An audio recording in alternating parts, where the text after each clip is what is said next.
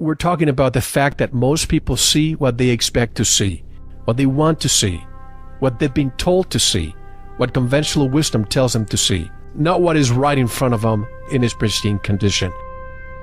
This is not a view. This is not an opinion. This is not a theory. Not a theory. It is not a theory. What will be presented is not a theory, and it is not speculation. It is evidence. More than 40,000 images, hundreds of video clips, and a large volume of witness testimony. 500 pages of meticulous evidence.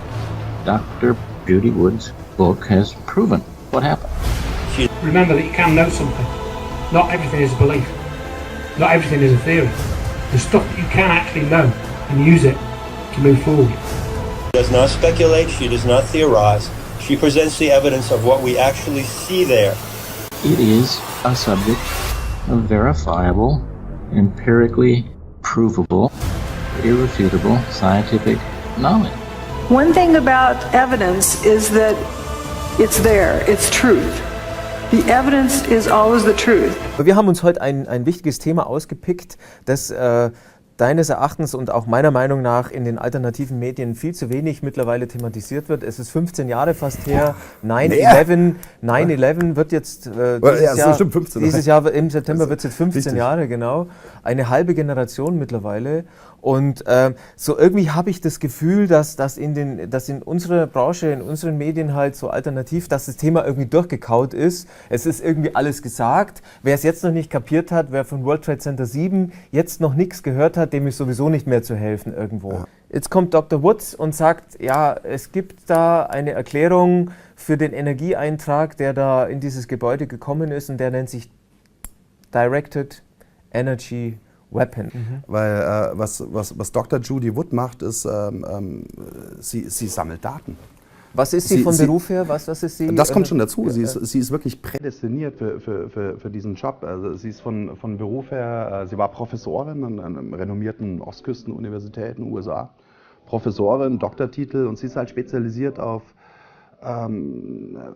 Mechanik, Materialkunde, Analysen, fotografische Analysen, also Fotoanalysen von Materialschwächen, Strukturschwächen im Material. Sie ist eine Wissenschaftlerin. Sie ist Expertin auf genau dem Gebiet. Also wenn du jemanden haben wolltest, wo du sagst, okay, wir brauchen jetzt jemanden, was man eigentlich hätte machen müssen am 11. September oder spätestens am Tag danach, das ist ja ein Tatort erstmal. Da musst du eigentlich Sachverständige herholen und mal den Tatort untersuchen. So passiert es bei jedem Verbrechen. So. Ja.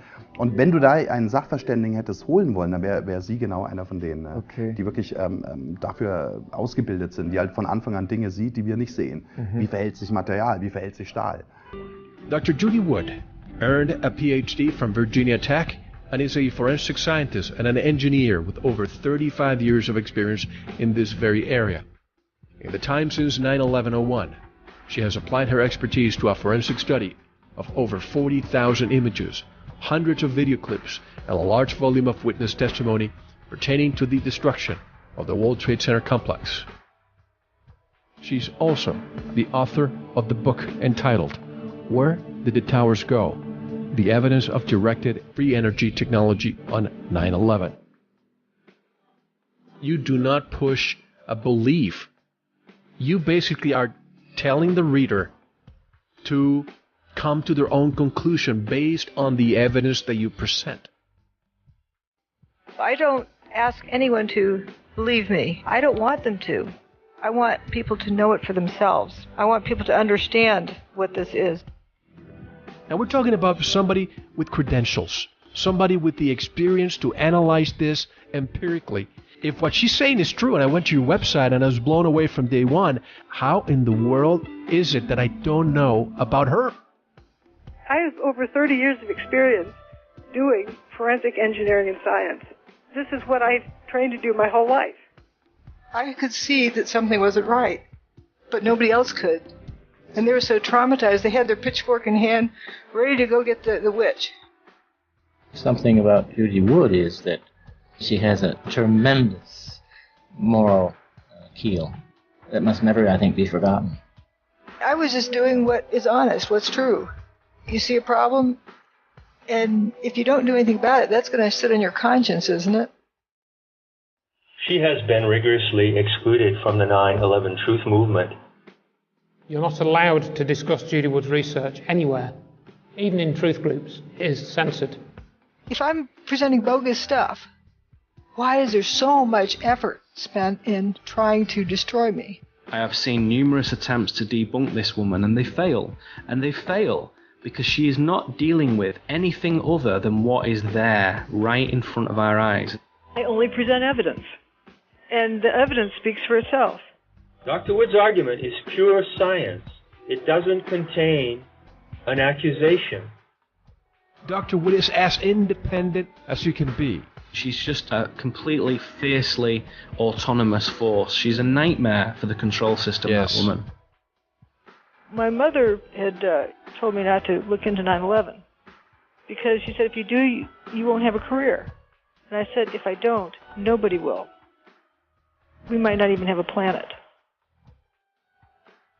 Are you now absolutely sure, beyond a shadow of a doubt, that some kind of directed energy technology contributed to taking down those buildings? Beyond a shadow of a doubt. We have to see with our eyes, not with what we're told to see. I can't think of anything more important for our civilization than this. Vorab eine kurze Info. Dr. Judy Wood fand keine Vokabel, die dieses Phänomen beschreibt. Also hat sie einen neuen Begriff eingeführt. Dustification, Zerstaubung bzw. Zerstäubung. Sie definiert das als einen Prozess, in welchem eine feste Struktur mitten in der Luft zu Staub verwandelt wird. Wir übersetzen das neue Wort mit Zerstaubung. Wir sprechen über die Tatsache, dass die meisten Menschen das sehen, was sie erwarten, was sie sehen wollen, was ihnen gesagt wurde, was sie sehen sollen, was der herkömmliche gesunde Menschenverstand ihnen sagt, was sie sehen sollen, nicht das, was im unverfälschten Zustand direkt vor ihren Augen ist.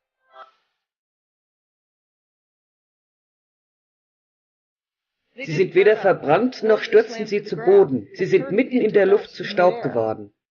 Obwohl sie auf eine Weise zerstört wurden, die es so aussehen lässt, als fielen sie ein, fielen sie überhaupt nicht. Die Gebäude sind tatsächlich größtenteils zu Staub geworden, bevor sie auf dem Boden aufschlugen. Schauen Sie sich den Stahl an, wie er regelrecht in der Luft zerfällt und einen Staubschweif nach sich zieht. Er trifft beim Fallen auf nichts. Warum verwandelt er sich in der Luft zu Staub? Es ist keine Pulverisierung und keine Verdampfung. Ich nenne es Zerstaubung bzw. Zerstäubung. Die Gebäude sind zu Staub geworden. Beide Türme haben sich buchstäblich aufgelöst. Sie wurden zu Staub. Wie kann so viel Stahl und Beton verdampfen? Es ist alles zu Staub geworden. Es ist insgesamt so unbegreiflich zu sehen, wie etwas Festes zu Staub wird. Die Gebäude wurden in der Luft zu Staub. Wenn man hinschaut, kann man es sehen.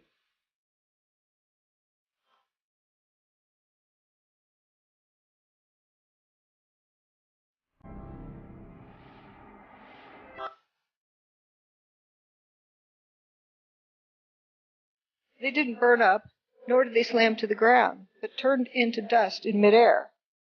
Although they were demolished in such a way as to look as if they fell, they did not fall at all. The buildings, in fact, mostly turned to dust before they hit the ground. You see the steel falling in midair, trailing dust. It's not hitting anything as it's flying through the air. So why is it turned to powder in midair? It's not pulverization, it's not vaporization. I call it dustification. The buildings turn to dust. Those towers literally disintegrated. They went into dust. How could so much steel and concrete just vaporize? Did it all turn to dust? It's incomprehensible for somebody to see something solid turn into dust. The buildings turn to dust in midair. If you look at it, you can see that.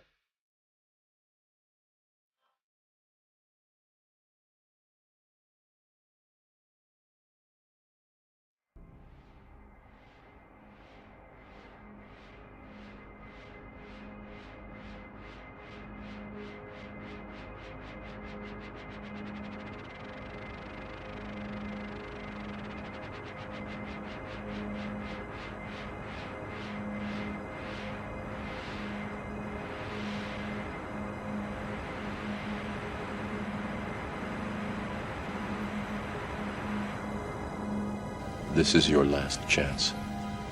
After this, there is no turning back.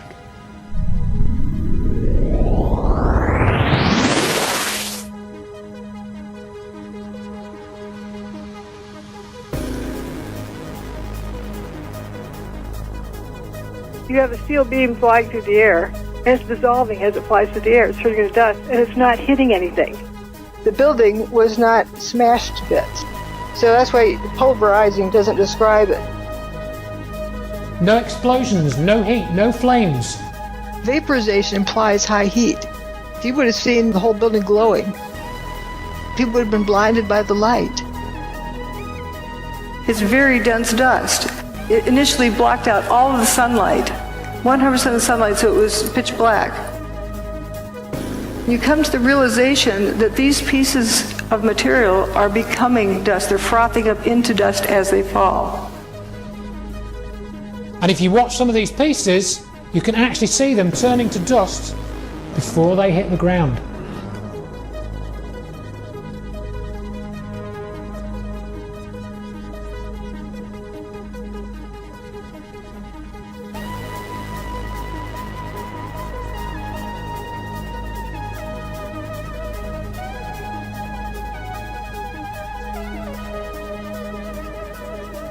It turns to dust.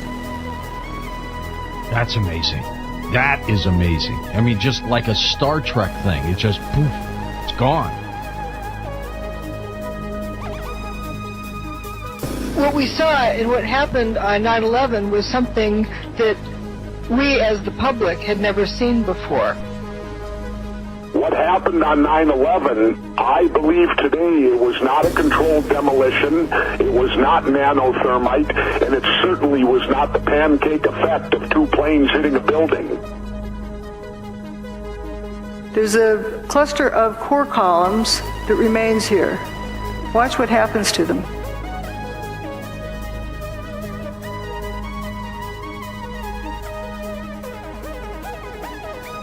They just faint.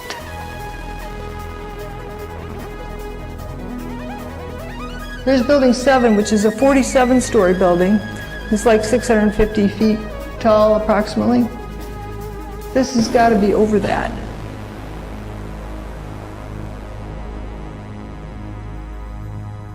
It physically disintegrates in front of your eyes. Not concrete, but steel. You can see all of this just frothing up into dust. And it's also blowing downward. That's about 700 feet tall. If that thing tipped over, it would take out a few blocks worth of buildings. How's it going to go straight down? You got a 700-foot hole in the ground, dropping into?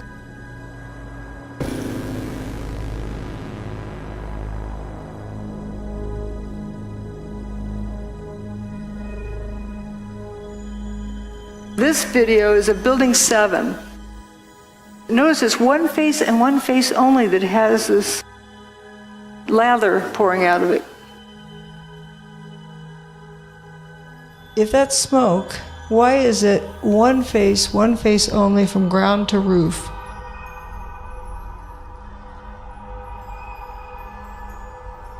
That does not look like a fire pouring out a window. Is basically not touched at all. A few little fires in it. I mean, it was weird. It was bizarre. It blew out of one face of the building only, from bottom to top.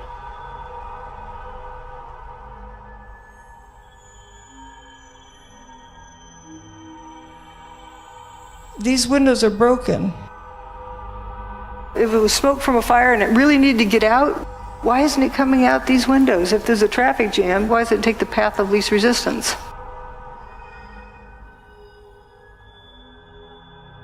Notice it's spiraling around. And the wind that day was only like 7-8 miles per hour. Was bei den Gebäuden World Trade Center 7 auch so auffällig ist, sind diese wie das stundenlang so am Kokeln ist und dort Rauch immer nur auf einer Seite rauskommt und dort sich dann so spiralförmig so bewegt. Und Es war der Pfeiler Nummer 79, haben Sie ja gesagt. Ja. Die NICHT hat es ja, das National Institute for Safety and Technology hat es ja in einem super eindringlichen oder eindrücklichen Computeranimation haben die das gezeigt. Es war ein Pfeiler Nummer 79, und weil der eingeknickt ist der Rest des Gebäudes reingekommen. Ja. Und wenn man dann eine tolle Computeranimation sieht, das glaube ich jetzt, ja. Ja, aber es ist, dieser ganze NIST-Report ist fehlerhaft. It's not pushing out, it's being sucked out, it looks like.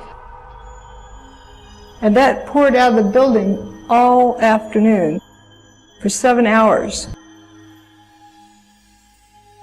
That's a lot of material. So basically it was disintegrating from the inside. By 5:20 p.m. there wasn't enough mass left to slam to the ground.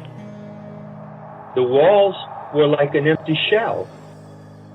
I wonder how many people out there listening to us right now are just dumbfounded, looking at each other.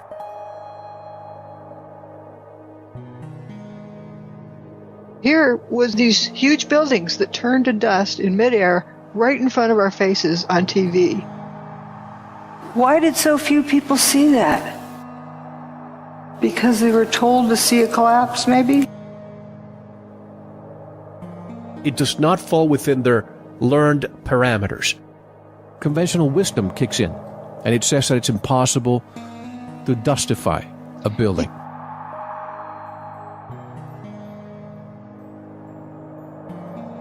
The buildings turn to dust before they even reach the ground. You can actually see this happening. You can watch any of the videos from the news channels. They all show the same thing. We thought we knew what we saw. A plane hitting the building should not turn the buildings into dust. We've got to start looking at this whole situation a lot differently than we have up until now. Free your mind. They just seem to crumble. This is not a theory, and it is not speculation. The proof is staring us right in our face. Can you call that a collapse? The building didn't burn up, nor did it slam to the ground, but turned into dust in midair. The 110-story tower disintegrated in just 10 seconds.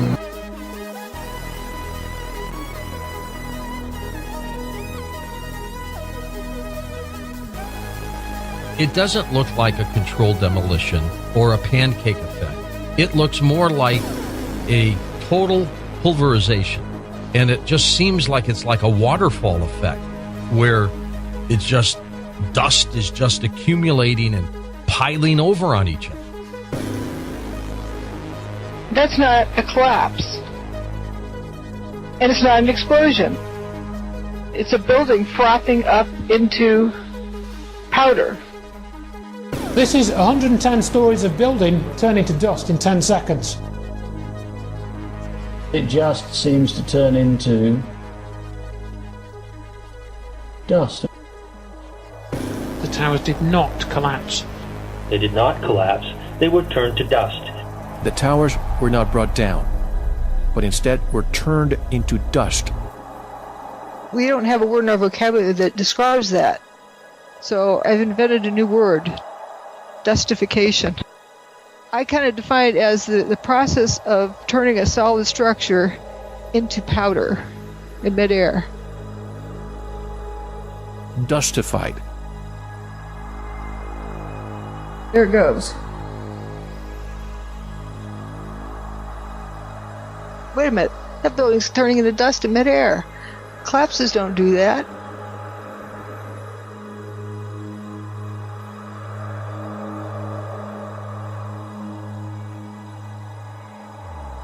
The towers turned to dust.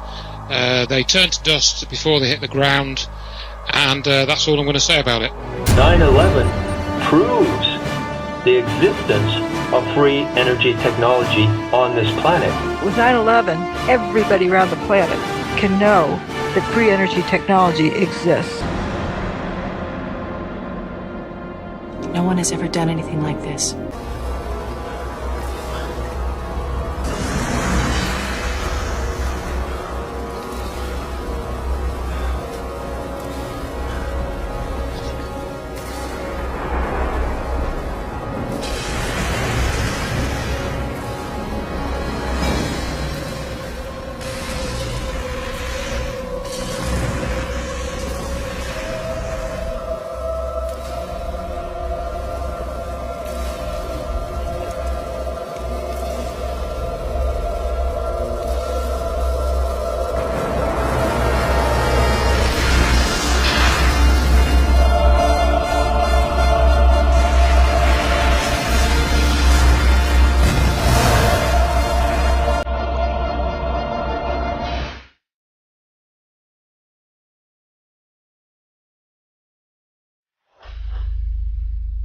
According to Dr. Judy Wood, the World Trade Center towers did not collapse on September 11, 2001.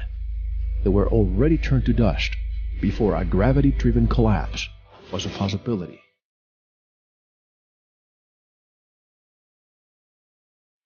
Where is all the rubble?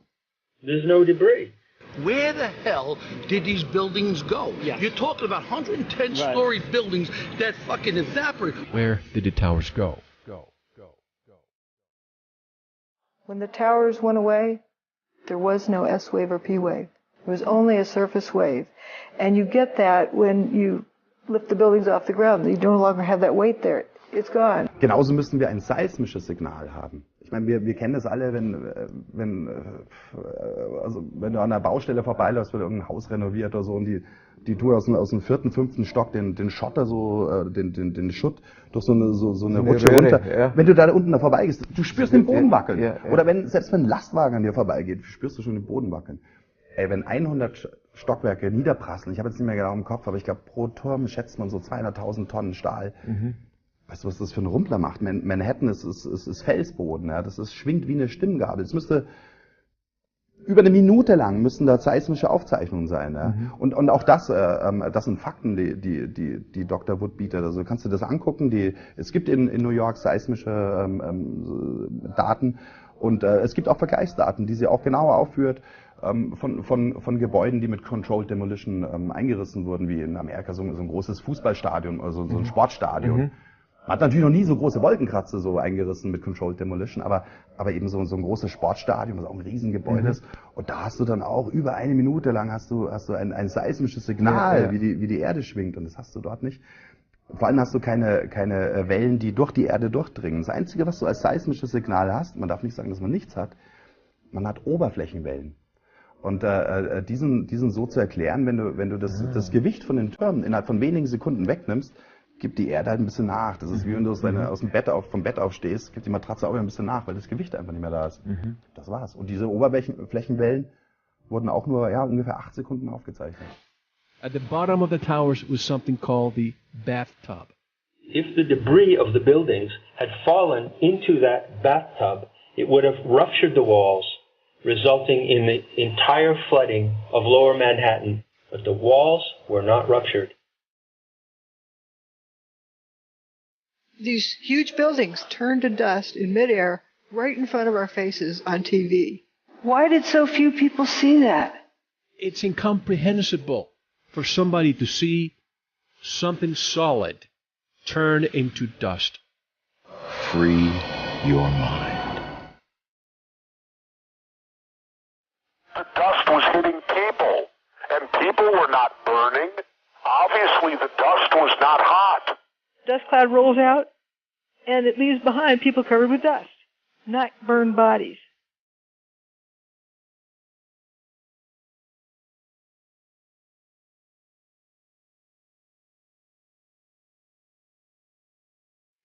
Why not the trees? Why not the buildings? Why not the paper? How do you explain that? The cars burn, the paper doesn't. Wie kann dir die Stahlsohle im Stiefel schmelzen? Mhm. Ich meine, ich weiß nicht aus dem Kopf, wie hoch der Schmelzpunkt von Stahl ist, aber er ist verdammt hoch. Und wenn du auf irgendwas rumläufst, was so heiß ist, dass die Stahlsohle schmilzt, ist das denkbar? Wird dir da nicht vorher schon der Fuß heiß werden? Kannst du überhaupt nicht auf einem Trümmerfeld bewegen, was so heiß ist, dass da geschmolzener Stahl ist? Lass uns mal gucken, was haben denn die Leute an, die in so einer Gießerei arbeiten, an so einer Stahlverhüttung, welche Schutzkleidung die haben. Und auf diesem vermeintlich extrem heißen Feld, wo glühende Stahlträger rumliegen, da laufen die Leute so in normalen Klamotten rum, da laufen die Schläuche drüber von den Schneidbrennern, die ohne zu schmelzen. Da sind normale Fahrzeuge, also so Bagger am Start mit Hydraulik, mit Gummischläuchen. Ey, es ist gar nicht heiß. Und das ist wiederum eins von den Dingern, wo wir halt viele von uns mit dem Kopf nicht rankommen. Dr. Judy Wood sagt immer, was heiß ist, glüht. Aber nicht alles, was glüht, ist heiß. Was wir ja vorfinden, ist, ich sage nicht, dass die Leute da was falsch erzählt haben. Ja, die Augenzeugenberichte werden stimmen und sie erzählen es so, wie sie es halt erleben. Der Stahl im Schuh löst sich auf. Und sie fühlen das vielleicht auch, nehmen das wahr als Hitze, aber es ist keine Hitze. Es ist immer noch der Effekt von von dieser Directed Energy Waffe, die immer noch auch nachher Monate, vielleicht sogar Jahre hinweg immer noch an diesem Ort einen Effekt hatte, eine Wirkung hatte. Mich hat damals etwas stutzig gemacht in der Recherche mit dieser Kaletzow-These, dass es da insgesamt 1200 Fahrzeuge gab, die in einem großen Radius um das World Trade Center herum zerstört worden sind, und zwar jetzt nicht durch herabfallende Trümmer, Stahlträger, Schuttteile oder sonst irgendwas, sondern die waren richtig verkokelt. Die sind ausgebrannt, die war nur noch der blanke Rost da gestanden, das blanke Gestell da gestanden, verrostet und alles. Und es gibt ein Foto von einem Polizeiauto, das war halb unter einer Brücke gestanden, der Teil unter der Brücke, vorne das Rad, der Gummi, die Scheibe und so weiter, ist alles intakt, und der Teil, der von außerhalb der Brücke stand, der ist weg, nicht weg, sondern komplett zerstört. Ohne Übergang. Ja, zack. Eine Kante. Hier ist das Auto brandneu, und dort hinten sieht es aus, entweder verschmorgelt, sieht aus wie verbrannt, ist aber auch nicht immer verbrannt. Manchmal reden wir auch von spontanen Rostungen, also so, da sehen Autos aus, das 10 Jahre alt rumsteht. Das sieht aus, wie wenn es 10 Jahre rumgestanden wäre irgendwo. Ja.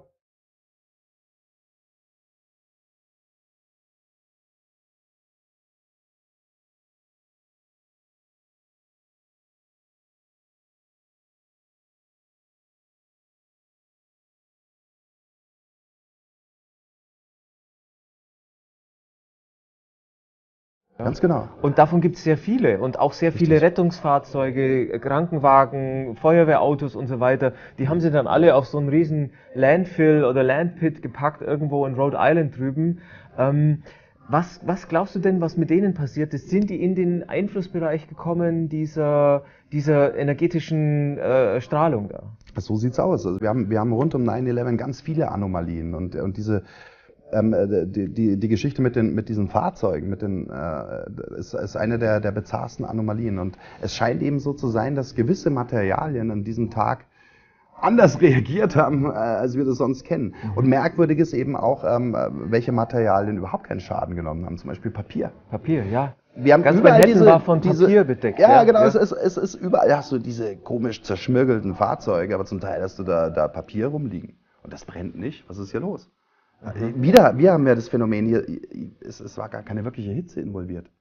Ja? Papier brennt nicht, die Bäume in den Straßen, die sind alle okay. Ja. Das heißt, diese Staubwolke, die da so durchgezogen ist, viele glauben ja, das ist halt, die war halt so heiß, und dort hat die dann überall diese Autos zerschmirgelt. Aber diese Staubwolke war nicht heiß. Ja, das sind keine pyroklastischen Wolken. Ja. Wir haben ja Leute, die kennen wir auch noch, die Bilder, die da so voll von diesem Staub verdeckt waren. Ja, die haben ja gelebt, die sind nicht verbrannt. Die waren nicht verbrannt, die waren einfach nur mit Asche bedeckt. Wie in Pompeji oder sowas, weißt du, dass du da so Brandleichen hast. Wir haben überhaupt keine Hitze. Wir haben nirgendwo Spuren davon. Aber wir haben überall diese zerschmirgelnden Autos. Ja. Es gibt auch Autos, die auf dem Kopf lagen. Also das frage ich mich, wie das funktionieren kann, wenn die Druckwelle kann es nicht gewesen sein, weil die Menschen hat's zwar von dem Staub umgeblasen irgendwie, aber dass das ein 1-2 Tonnen schweres Auto hochhebt und umschmeißt, das kann ich mir jetzt nicht vorstellen. Richtig, wir haben um was es hier geht, und das wird noch krasser. Das sind es gibt bei diesen Anomalien, es gibt auch Levitationseffekte. Levitation, also die Gravitation oder die Anziehungskräfte sind teilweise aufgehoben. Das siehst du an diesen Autos, die auf einmal über Kopf stehen, obwohl da jetzt nicht irgendwie ein Stahlträger rein ist und dann fliegt es so rum. Nee, es ist zum Teil ein paar hundert Meter weg von den Gebäuden so. Da war überhaupt nichts da. The alleged plane that we saw on the video went through the building like knife through hot butter, almost as if there was no resistance whatsoever. What I can say for certain is a normal airplane did not hit a normal wall. That's impossible. There were thousands probably of people in these buildings. Sure. Where are they? Where did they go? The remains of several hundred people were recovered from Ground Zero and ceremonially buried. But there was no trace left at all of over 1,500 who died. Remember the people who left the building early, they've been referred to as jumpers? I don't think they voluntarily jumped. How many people are we talking about? About 1,200. It was raining people. It appears that there's a lot of mass coming out of the building for hours. So basically it was disintegrating from the inside. Yes. By 5:20 p.m., there wasn't enough mass left to slam to the ground. The walls were like an empty shell. At the World Trade Center, 50 times the normal levels of tritium were discovered. It's from some kind of nuclear reaction. This is the really weird thing, isn't it? There was a big hurricane on the morning of 9/11, just off the coast. And bizarrely, it seems, no one on the news mentioned it. This was recorded in Alaska. Ground-based magnetometers at 6 different locations. Yes. At precisely that moment, the Earth's magnetic field changed. He creates a static field, and within that static field, he interferes radio frequency signals. This interference is a different kind of physics.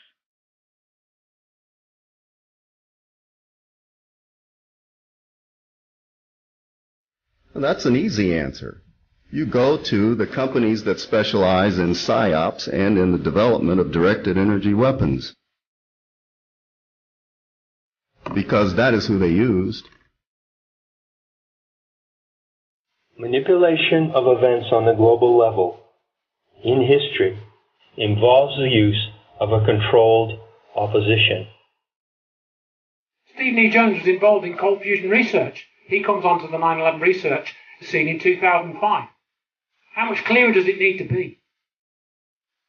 Und für die NIST, das ist sowas Ähnliches vielleicht wie bei uns der TÜV oder so. Das ist so eine technische Behörde. Die sollen die Gutachten stellen, aber die haben selber wiederum andere Firmen ins Boot geholt als Subscriber, also, und die sollten gewisse Gutachten stellen.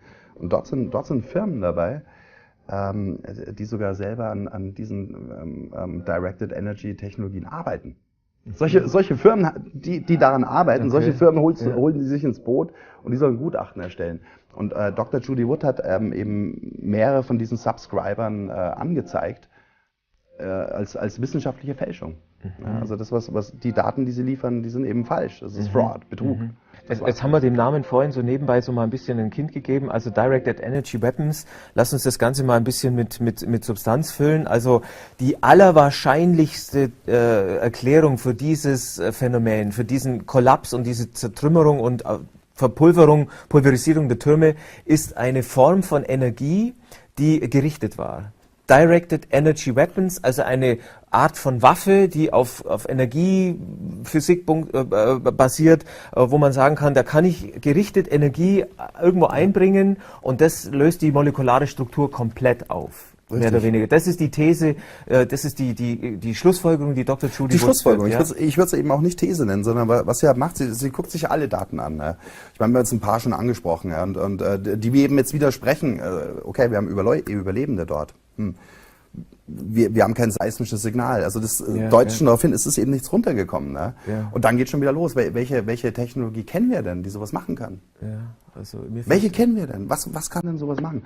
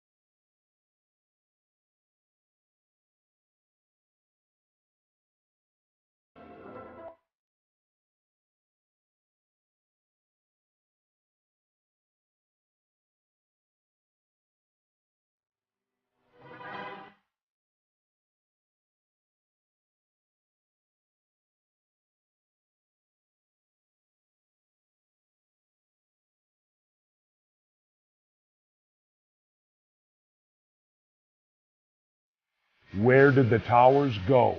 It's undeniable. The buildings went away. Where is all the rubble? It seems so flattened. If they had collapsed to the ground, you'd have a pile of debris that would correspond to 210-story buildings. That didn't happen.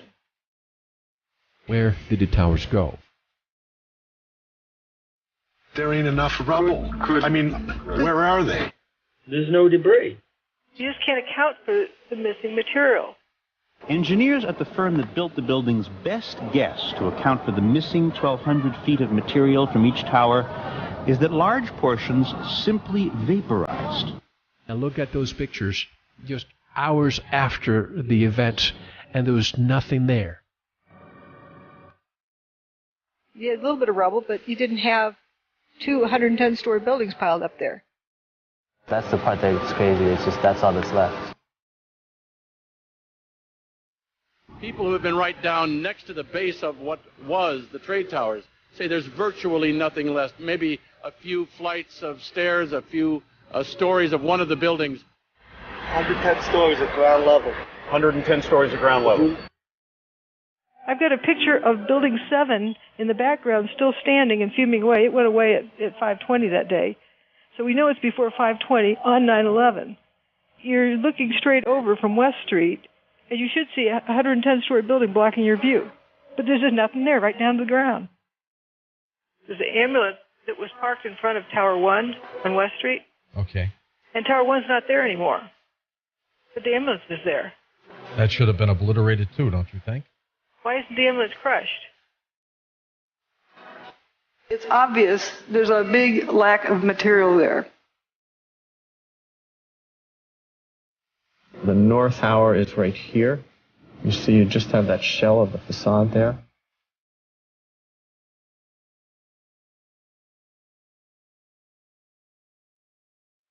And here's the south tower is right here.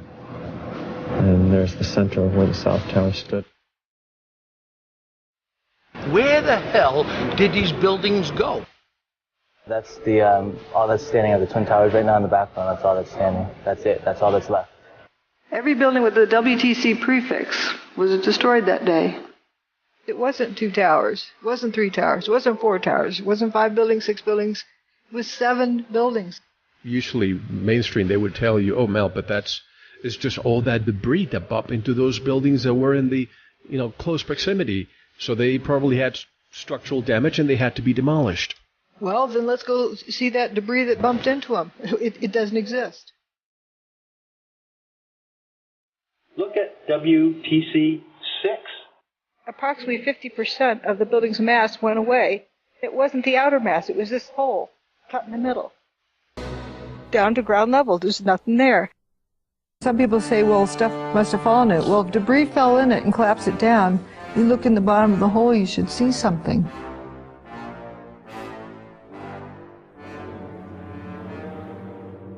Man müsste sich mal die Schadensbilder angucken von den Gebäuden WTC 5, 6 und 4, 5 und 6. Wo riesige Löcher drin sind, wie gestanzt. Ja. Was ist da passiert? Genau, da kannst du Luftaufnahmen sehen. Ja, es ist wirklich ein Großteil der Masse von dem Gebäude ist einfach weg. Das ist, wenn du auf einer Luftaufnahme draus siehst, ist wie so ein großer runder Bohr, also so ein Bohrloch.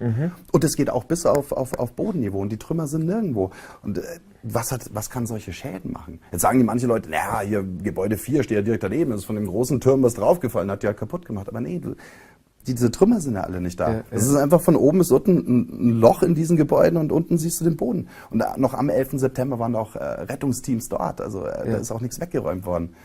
Ähnliches gilt für das World Trade Center 4 oder 5, weiß ich jetzt nicht mehr genau, das wie mit einem Teppichmesser ist 1/3 oder sogar noch mehr von dem Gebäude einfach weggeschnitten. Das ist einfach nicht, das ist nicht mehr da. Das existiert nicht mehr. Und du kannst aber gleichzeitig, ist es auch nicht drunter, also das Material ist einfach weg. There wasn't much of anything left of the building. You don't see toilets, you don't see desks, you really don't see anything. Nothing that you would recognize as being part of something in an office. Aside from huge pieces of twisted steel from the towers, there was little that was recognizable in the debris. No one had ever seen anything like it. I mean, you didn't find a shard of glass, anything that looked like would be used by a person. You just didn't see. All there was powdered debris and metal. We're talking here about 43,600 windows, 600,000 square feet of glass, 200,000 tons of structural steel, 5 million square feet of gypsum, 6 acres of marble, and 425,000 cubic yards of concrete, turned in good part into a cloud.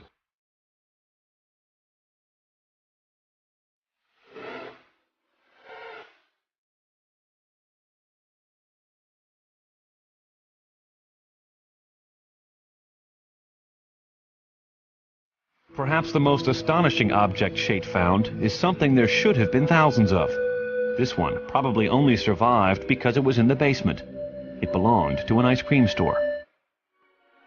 You can see what remains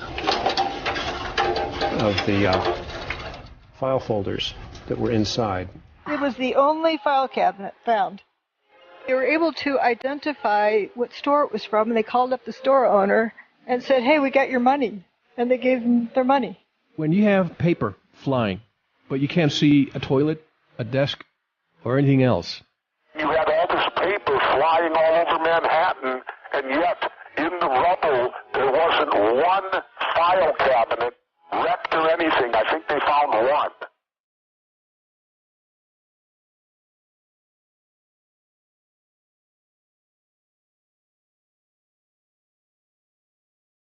The most amazing part of it is those 2 little pimples where there's an arrow that points that people survived here. And that's like right under the tower. Mickey Cross feared they would all be dead before anyone found them. I had no idea what was over us. I'm thinking 110 stories. How much rubble that is, if they start pulling it apart, how long would it take for them to get to us? They assumed they were buried under such debris that they'd be dead by the time anyone found them. But then the strangest thing happened. This beam of sunlight came right in on us.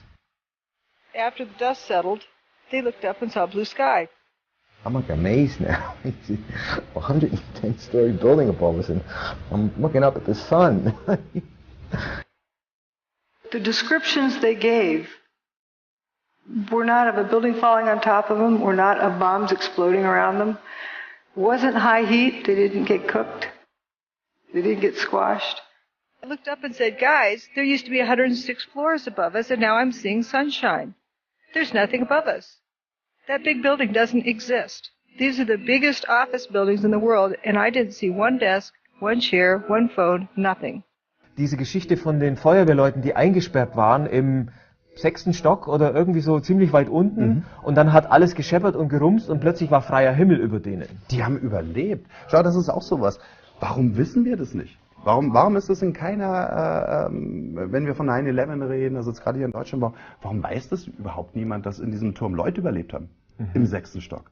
Und wenn man sich mal, das ist bestens dokumentiert, da gibt es sogar, ich glaube die BBC war das, die haben sogar eine Doku darüber gemacht, die heißt The Miracle of Stairwell B. Stairwell B ist also Treppenhaus B, und dort ist es halt, wo die überlebt haben. Aber wenn man sich auch mal anhört, was die erzählen, also es ist bestens dokumentiert, was ein Wunder ist, was auch diesen Menschenfaktor hat, ein Wunder ist da geschehen.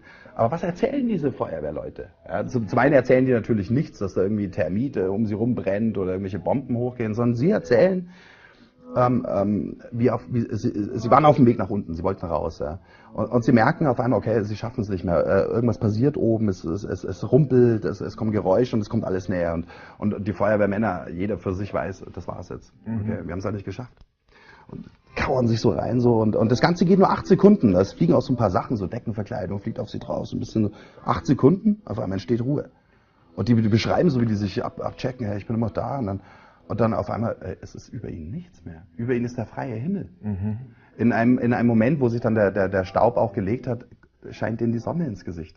Gab's da nicht? Und jetzt überleg mal, wie kann das sein, wenn über dir 100 Stockwerke sind? Ich meine, wir können uns sowieso als Deutscher, wenn du es nie gesehen hast in New York, wir können uns ja die Größe von diesem Gebäude gar nicht vorstellen. Aber ich meine, nimm irgendein Hochhaus, was du hier in Deutschland kennst, und stell mal vor, du bist da unten und das Haus fällt ein. Das kann nicht sein, dass du danach in den freien Himmel schaust. Ich meine, wir reden jetzt auch nicht davon, dass die überlebt haben wie bei irgendeinem Erdbeben, dass sie da in so einer Tasche so, wo sie irgendwas verkeilt hat und dann musst du dir halt irgendwann den ganzen Trümmerhaufen wegnehmen. Das würde auch gar nicht gehen, bei so viele Stockwerke. Die hatten nichts mehr über sich. Ja. Den blanken Himmel. Ja, das heißt, alles, was über denen war, ist tatsächlich noch in der Luft zu Staub geworden. Ja, ja. Und ich weiß, das ist für jemanden, der da noch nicht nachgedacht hat, klingt es natürlich wie... aber das ist ja genau das, was wir beobachtet haben. Das ist, was wir sehen, das sind die Fakten dort.